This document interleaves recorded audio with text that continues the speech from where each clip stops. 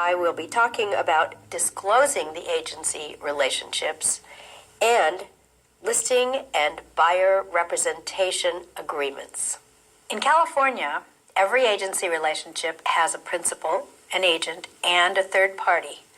In a real estate transaction, the principal, that would be the buyer or seller, agent, real estate broker, and third party, customer, are bound together in a legal relationship with all the duties and rights that go with that connection. Most frequently, the principal is a seller who employs a listing agent to find a buyer for his or her property. Sometimes the principal is a buyer who employs a buyer's agent to locate a property. These are examples of single agency. If an agency is not a single agency, it would be a dual agency, which you have studied previously. A dual agency is when one agent represents both buyer and seller. But this is an example of a single agency. A listing is.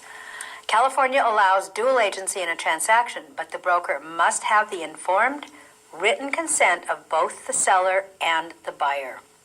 California does not recognize designated agency or transactional agency. Disclosing the agency relationship. The Agency Relationship Disclosure Act applies to every residential property transaction of 1 to 4 units and requires that an agent supply a written document called Disclosure Regarding Real Estate Agency Relationships, explaining the nature of agency.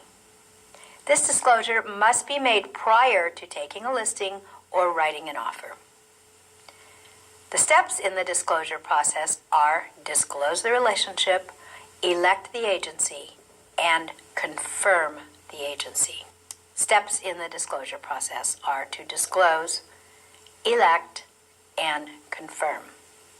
So the law is very clear about what a real estate agent must do. And how that works actually in real life is pretend you're a real estate agent and you have a buyer who wants to write an offer. At some point, at the point before you write the offer, you need to disclose to the buyer that he or she will at some point soon have to decide if they want you to be their agent or not. That's the disclosure part. The elect is when you ask the buyer, do you want me to be your agent, or do you want someone else to be your agent, or do you want the listing agent to be your agent? The buyer chooses or elects. The confirmation is when the buyer actually signs stating that yes, he does or does not want you to be his or her agent.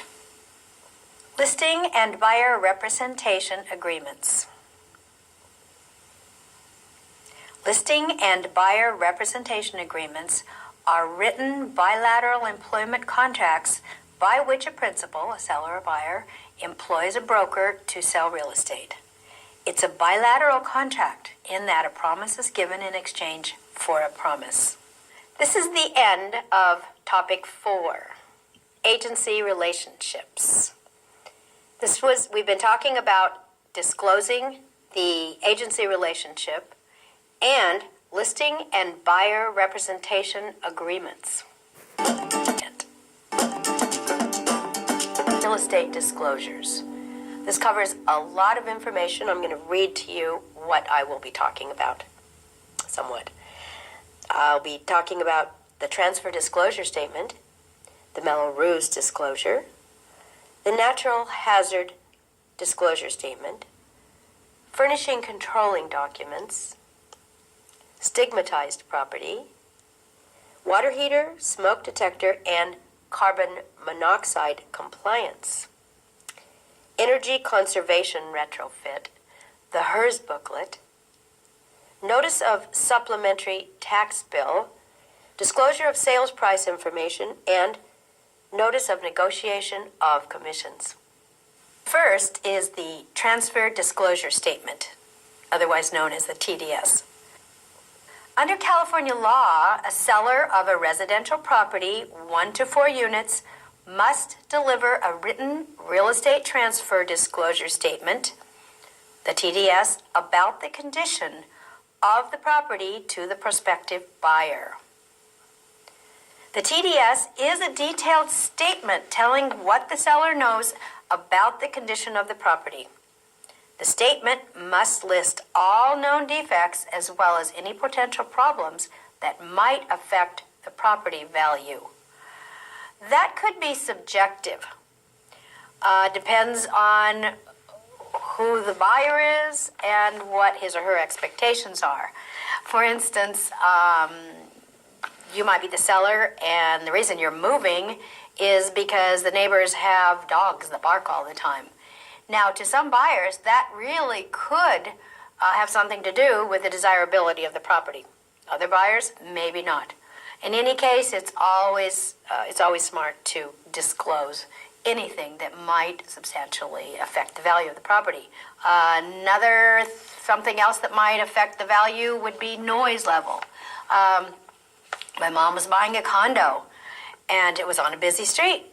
And I said, "Mom, is that noise going to bother you?" Mom's 93. Her response was, "What noise?"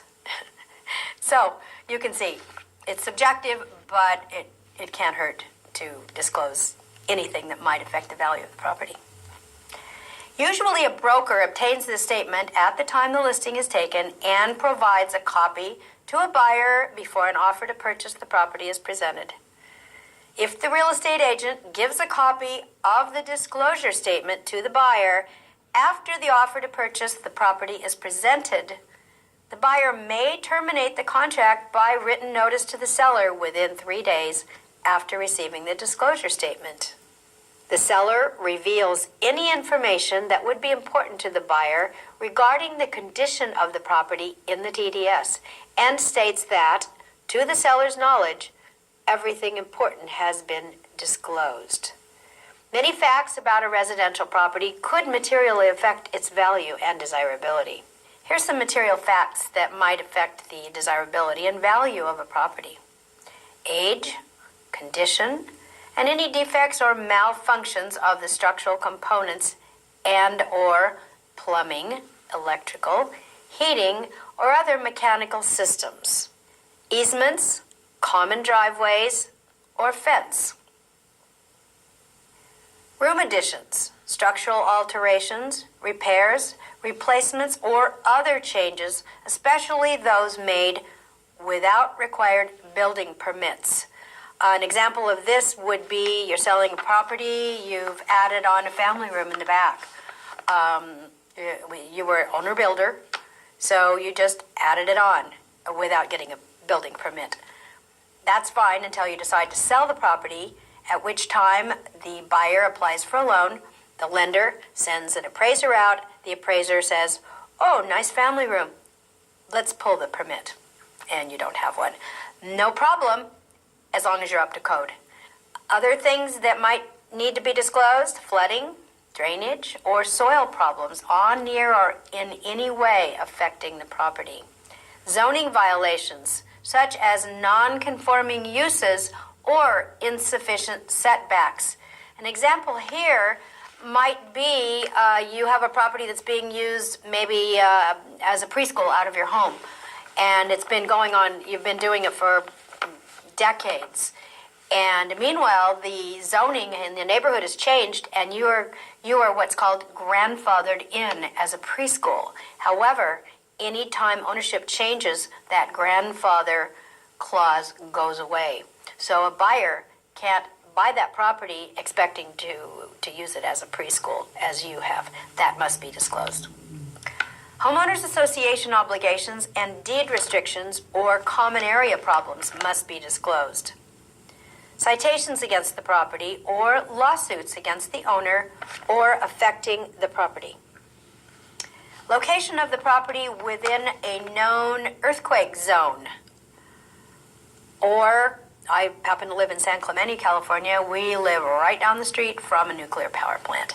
Definitely has to be disclosed. That worries some people. Major damage to the property from fire, earthquake, or landslide must be disclosed. The written disclosure statement is required for any transfer by sale, exchange, installment land sale contract, lease with an option to purchase, any other option to purchase, or ground lease coupled with improvements. Some transfers are exempt from the disclosure requirement. Transfers pursuant to a court order is one.